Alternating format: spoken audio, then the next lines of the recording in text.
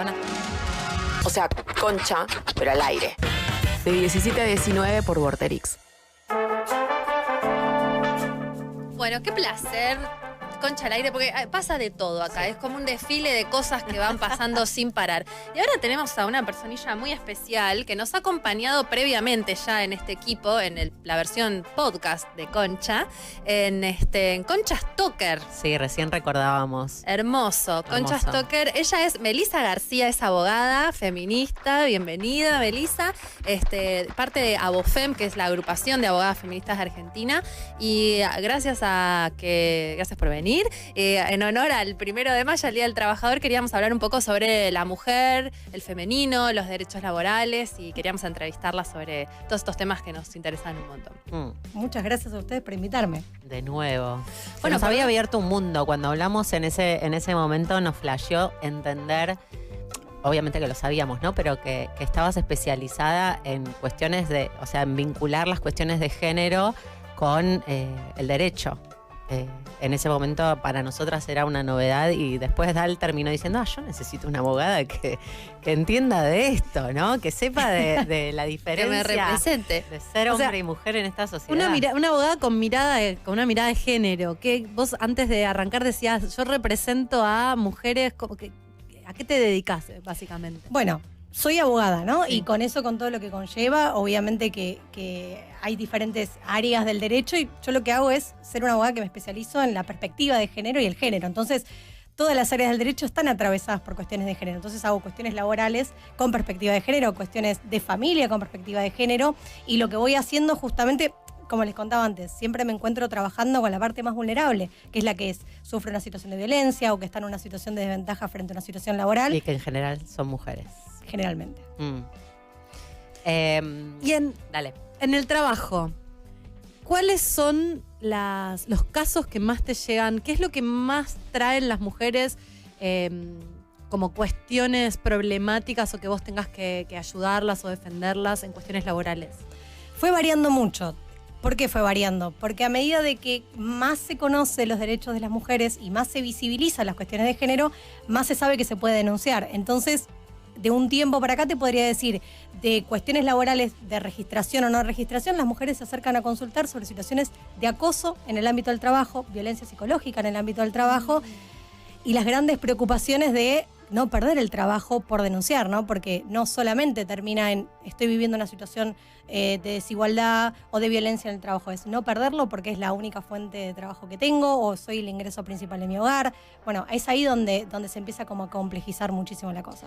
¿Sabes qué? Me parece interesante que puedan mandar audios para hacer algunas consultas o ¿estás para responder algunas cositas si nuestras oyentes tienen ganas de preguntarte? Derecho laboral. Pueden enviar audios al 11404 19660. Manden mensajitos, pero pueden preguntarle a Melisa lo que quieran. Hacemos consultorio legal. No, más o menos para saber, porque a veces uno necesita un abogado y no lo sabe. Entonces, está bueno saber que es una inversión, pero estando bien asesorado uno se ahorra bastantes problemas. Así que eso está bueno, sobre todo también con esto que estabas diciendo de las mujeres. ¿Y qué pasa con estas cosas, ¿no? Como cuando alguien sufre algún tipo de acoso laboral y hace esta denuncia, se quedan en ese trabajo. ¿Qué empieza a pasar con eso? Mira, generalmente lo que pasa es que empieza a haber como una situación en el ámbito de trabajo como de correr, quien molesta es quien denuncia. Entonces es correr a esa persona del lugar de trabajo, empezar a mutarle los horarios, y eso termina siendo más violento. Entonces es muy difícil, depende obviamente del lugar, si es un ámbito público, ámbito privado, depende mucho a veces un asesoramiento a tiempo, un telegrama enviado a tiempo para poder, o incluso ir a hacer la denuncia en el lugar correcto, para poder contrarrestar muchas situaciones que tienen que ver qué pasa con esa persona que está denunciando y cómo subsistir en el espacio de trabajo. Por lo general suelen ser de superiores a empleados, digamos, que están como al servicio de, o también pasa mucho entre los compañeros. Hay de las dos cosas. El problema con los pares es que se termina como invisibilizando. Es un chiste, es una broma, veniste de mal humor, ¿no? Como que se termina como jugando. Claro, te vino, miles de chistes. Y cuando es un superior, se agrava porque aún más está en juego la relación laboral. Y bueno, listo. Te discutís una cuestión o incluso denunciás una cuestión con un superior que hay algo que voy a decir que parece obvio pero no lo es, nunca hay testigos generalmente de esas Claro. situaciones. Entonces queda con la palabra del empleador o el jefe, el supervisor y la que lo está denunciando. Entonces es complicado. Bien. ¿Qué pasa con, me pregunto ahora, ¿no? ¿Qué pasa con la brecha salarial? ¿Hay algo en términos legales que se esté promoviendo o para resolver eso en términos de género o no? Digo, no hay nada ilegal de que la misma persona, porque es hombre, gane más que una mujer haciendo exactamente el mismo laburo, teniendo la misma responsabilidad. No es ilegal, ¿o sí? Es totalmente ilegal. Ok. Es ilegal. Me De hecho, reinteresante. lo que hay es lo que se denomina el techo de cristal. Es decir, ese techo invisible, no hay una ley que diga que va a ganar menos una mujer a un varón en el mismo puesto de trabajo, igual jerarquía, pero simplemente sucede. Está comprobado que, según las estadísticas, cobramos aproximadamente entre un 25 y un 28% menos en un puesto de trabajo de igual jerarquía. Es totalmente ilegal. Y una mujer en esa situación. Me ha pasado, estuve ahí. Ay, sí, vos Exactamente encima en trabajaste ese con un lugar. montón de hombres. Sí, y todos eran hombres. En general estaba medio escondido en que había una jerarquía, pero después cuando tuve un compañero a la par, estoy segura que él ganaba más. Yo no lo sé, pero estoy segura. ¿Y qué se puede hacer? ¿Se puede hacer algo al respecto? Yo creo que siempre se puede hacer algo. Digo, porque se puede, convenga, ¿no? Es complicado porque en realidad es teórico, ¿no? Es decir, es el techo de cristal, vos vas al empleador y decir, bueno, esto están aplicando el techo de cristal, dudo muchísimo que lo pueda entender, pero hay normas que hablan, ¿no? De las desigualdades, la violencia laboral, hay muchas leyes que respaldan y sí, obviamente que se puede denunciar, incluso tranquilamente, ¿por qué no hacer una cuestión de alguna denuncia en INADI, por ejemplo, por discriminación, por cuestiones de género? Creo que hay. Lo que pasa que termina siendo, ¿qué es lo que está en juego? Estando en tanto nivel de desigualdad, muchas veces denunciar significa quedarte sin laburo. Claro. ¿Me entendés? Entonces es ahí donde se complejiza. No porque no se pueda hacer algo, sino por la desprotección muchas veces, incluso propia del Estado, ¿no? También a través de las políticas públicas que establece para contrarrestar. Que se está haciendo mucho igual para contrarrestarlo, pero todavía pasa. Tenemos una pregunta. Bien. Hola Conchas, hola Meli. No tengo una consulta particular y específica, pero soy estudiante de abogacía. Me interesaría saber si Meli vio cambios en los últimos años con respecto a los derechos laborales, derechos de las mujeres, lo que ahora se está planteando también de las licencias por paternidad y cosas referidas a este último tiempo. Bueno, muchas gracias. Bueno, buenísimo. Está bárbaro que, sobre todo que se acerquen los estudiantes de Derecho, ¿no? Porque la facultad viene cambiando mucho desde el momento que yo me recibí ahora. Hay cosas que antes no se hablaban y está buenísimo que se empiecen a hablar. Y sí, hay muchos cambios. Hay cambios, les diría que desde el año 2010, 2009, 2010 en adelante, fue avanzando muchísimo. La concientización de los derechos laborales y entender qué rol ocupamos las mujeres en la sociedad. Y eso inmediatamente se refleja en las normas. Respecto a lo que decía a las licencias, bueno, hay un proyecto que presentó hace 2-3 días, se presentó por parte del gobierno respecto de ampliar las licencias por maternidad y paternidad, entendiendo de que tiene que haber una división un poco más equitativa, pongo unas comillas por ahora, sobre las tareas de cuidado. Y eso está bueno porque empieza a haber un cambio en la sociedad respecto de cómo pensarnos en el mundo del trabajo. Así que sí hay cambios. ¿Qué es lo que propone esta ley que todavía no es, pero... Mira, lo que se propone puntualmente es primero ampliar la licencia por paternidad, que es, no sé si ahora lo conocían. ¿en qué estado está? Y se presentó el proyecto, o sea, como que está en un pero proyecto. hoy digo, legalmente un padre, ¿cuántos días tiene si nace su hijo? Sí, 2 o 3 días tiene. Creo que sí, te dan lo exacto. mismo para mudarte Sí, que sí. para tener un hijo. Y adivina quién es el que te hace la comida mientras vos estás así, ¿no? Algunas empresas modernas como esas que ofrecen, hace poco hablábamos con una chica en Nueva York y después me estuve enterando que acá también está pasando que ofrecen congelamiento de óvulos como el plan de seducción para que vayas a trabajar a la empresa. Parte del pack de beneficios. Exacto. Y en algunos casos el pack de beneficios para los hombres son licencias, o sea, tengo un amigo que acaba de ser padre y él tiene una licencia como de 1 mes o 2 meses. Pero porque la empresa se lo da, no porque legalmente estén obligados, sino porque es un beneficio que los seduce, obviamente. Pero hoy, legalmente, 3 días el chabón. Sí, solamente 3 días. Y Y la realidad está en que Argentina en ese punto, respecto a lo que es las licencias, viene con un gran atraso, a diferencia de otros lugares del mundo. Sí. Por ejemplo, no me acuerdo ahora la cantidad, pero en España es más la licencia en escala, ¿no?, que tiene la paternidad que respecto a la maternidad en todo lo que tiene que ver cómo fue creciendo progresivamente. La realidad es que tiene sentido empezar a hablar de los cambios respecto de los roles y las tareas de cuidado y ampliar principalmente la licencia por paternidad, además de también por maternidad, digo. ¿Y hoy por Está bueno. maternidad cuánto es? Y en realidad depende del ámbito en el que estés, pero en lo que es el ámbito privado y demás, 90 días. Entonces, digo, como máximo, pensaba 3 que son meses. 3 meses, Sí, exacto. después puedes pedir sin goce de sueldo, ¿no? Pero Claro. en principio son 3 meses. Es muy acotado y el tema de que si bien te quedan algunas cuestiones, digamos, en ANSES y demás, es casi lo que se excede, digamos, la que se denomina la excedencia, es sin goce de sueldo y eso también es una gran complicación. Y que sí queda a cargo de la mujer también, ¿no? Digamos, Sí, si claro, es una excedencia. porque el exceso, a la ampliación de la licencia por paternidad no es solamente para que el padre pueda estar con su hijo, sino para que ayude a la mujer a sobrevivir esos meses que le quedan. Vos querías hacer No, una pregunta quería- sobre los trabajos de cuidado, que eso estaba Sí. bueno. En realidad quería preguntar una cosa antes, pero Ah, sí. bueno. Porque tengo como esta duda. Obviamente es ilegal echar a una mujer por quedar embarazada, pero sabemos que muchas veces en la carrera de las mujeres no te ascienden o no te contratan porque estás en edad de, o porque por ahí te recién casaste y se asume que...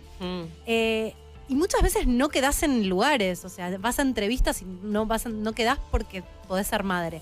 Ay, Aunque vos digas que no, ¿no? Aunque vos digas no Aunque quiero ser digas, madre. no quiero. Además de, ¿por qué te tienen que preguntar? No sé, pero sí. ¿Te llegan casos de mujeres que tienen sospecha de que su condición de querer ser madres o de haber sido madres o de quedar embarazada les repercute en la carrera? Nunca la pregunta viene tan así, ¿no? Es decir, generalmente cuando se acercan es cuando ya Ya les existe, pasa, que ya ya les sucedió. pasó. Me despidieron, no me ascendieron, me Claro. dijeron que si, no sé, generalmente, porque aparte se va grabando la cuestión de si están registradas o no registradas, digo, de todo empieza a complejizarse ahí. Hay mucho de esta cuestión. Perdón, ¿qué Registrada significa? sería Claro, hecha claro. la denuncia. No, registrada la relación laboral, digamos, lo que se Ah. denominaba antes y que también está, digamos, para Cambiando. decirlo, está cambiando justamente porque decir blanco y negro es una Sí. connotación totalmente racista. Pero lo que se Perfecto. denominaba antes es estar en blanco, ¿no? Es decir, que te registra el empleador, acorde, tenés obra social, Qué bueno jubilación y saber demás. esto. Hay que Sí. decir registrada. Claro, Esto no lo exacto. sabía. Sí, Perfecto. porque hablamos de registración laboral, es una connotación negativa, decir que estar en negro es algo No, está malo. perfecto. Entonces, digamos, eso está bueno como... Por eso decía la palabra registración. Se complica porque, bueno, porque si el empleador en definitiva no te registró, entonces no solamente tenés el agravante de la situación de embarazo potencial que no te asciendan, sino que no estás registrada. Entonces empieza ahí como esa... Hay mucha gente que siente o piensa, por desconocimiento por supuesto, de que si no está registrada no tiene derechos para reclamar, no existen derechos laborales para reclamar. Y ahí el entramado se empieza a generar, digamos, con mayor complejidad. Entonces, por eso decía, no viene nunca la pregunta de decirte, me estoy dando cuenta que no me ascienden porque, sino más bien cuando hay como una reflexión es, che, a mí también me preguntaron qué pensaba hacer en los próximos 5 años, si iba a ser madre o no ser madre, y ahí empieza, ¿no? Como a plantear esta cuestión de vas a una entrevista de trabajo y dan por hecho de que estás en etapa fértil, que vas a maternar y que eso es un problema. Claro, porque un hombre Por ahí no ni se te lo preguntan, preguntan. pero sos mujer y ya eso es un punto menos. No creo que te pregunten. Yo me imagino que va una chica de 4 meses a una entrevista laboral y seguro no la van a tomar. Va un tipo cuya esposa está embarazada de 4 meses, no es un tema sobre la mesa. No, y además al contrario, porque pasa mucho que los hombres quieren irse Huir. de su casa, entonces sí se van a quedar trabajando hasta tarde, etcétera. No, y aparte no van a pedir licencias, Por no va a haber eso. excedencia, no va a haber montones de cosas. No, la Lo de empresa la no pierde. licencia de paternidad por ahí no es algo que... Es algo que no quieren que suceda, quizás.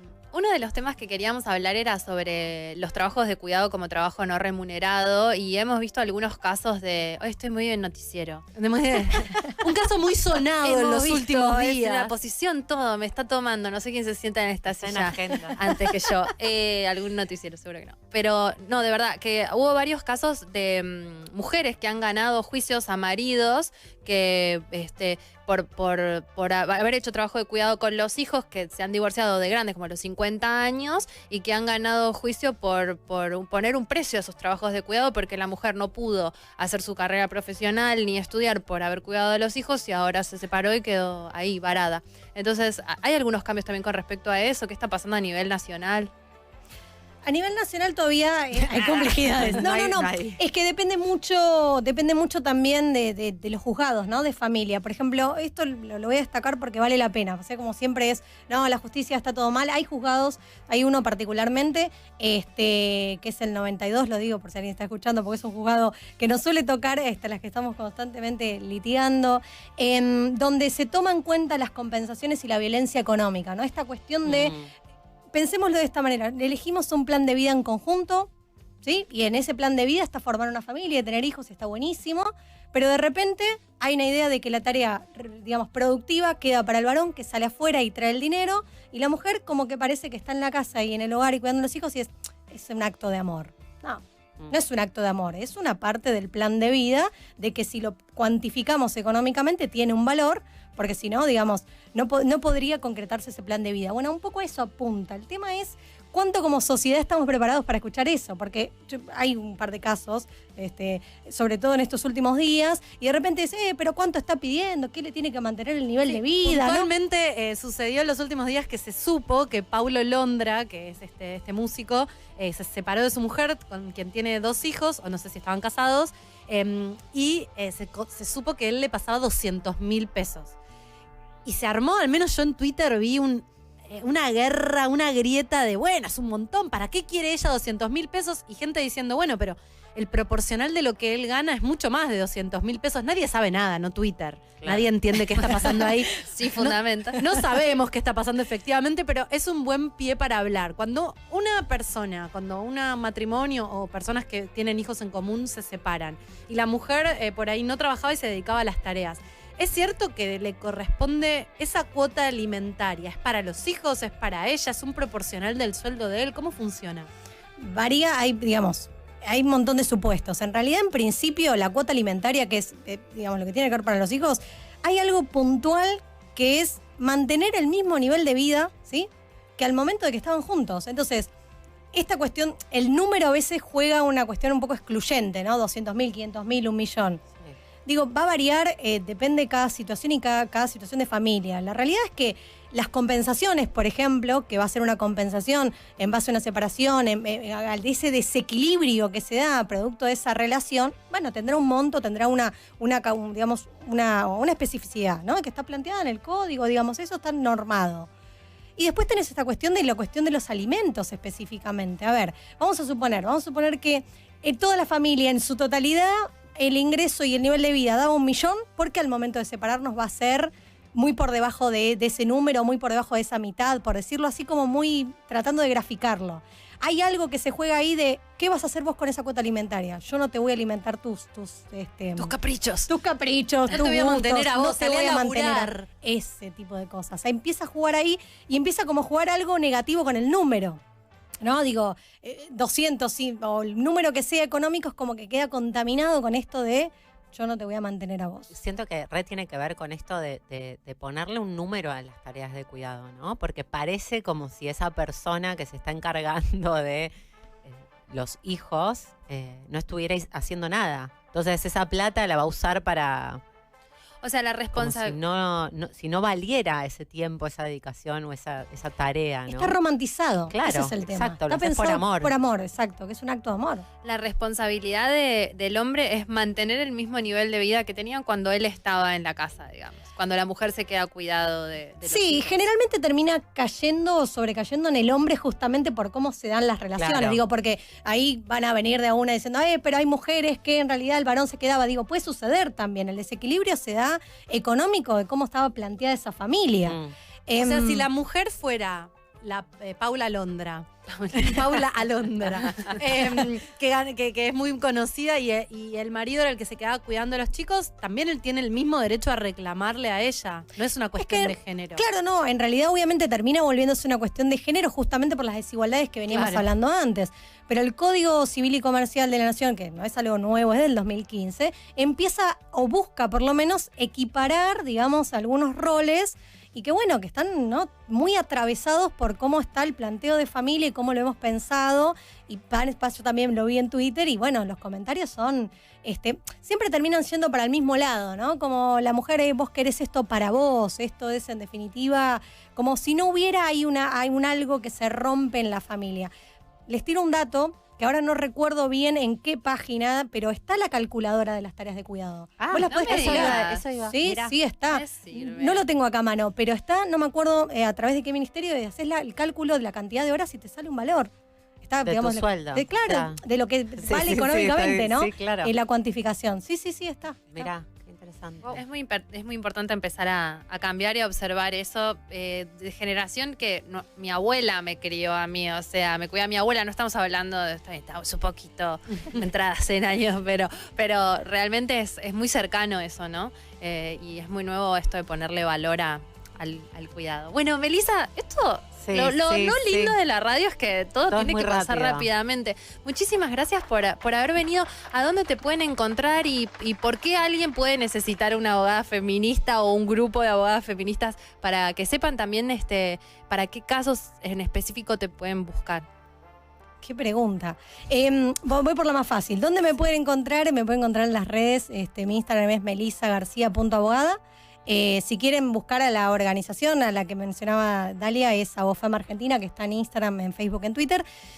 ¿Y por qué buscar un grupo de abogadas o por qué buscar una abogada feminista? Yo creo que, como todo, cuando está en cambio, también lo está el derecho, ¿no? Y pensar en el derecho, en las normas de manera como está escrita y demás, sin una interpretación, sin un abordaje, es quedarnos en otro momento. Entonces, la perspectiva de género, quien trabajamos de esto, o incluso el feminismo es mucho más profundo, pero a lo que apunta esto es a eso, ¿no? Una interpretación de la realidad, colocarte el lente y ver las desigualdades y aplicarlo en la profesión. Me quedo redondito. Sí, hermoso. nos convenciste. Re. Yo Gracias, solo Meli. quiero contactar a abogadas Sí. feministas a Total, partir para de lo que ahora. sea, Para ¿no? lo que sea.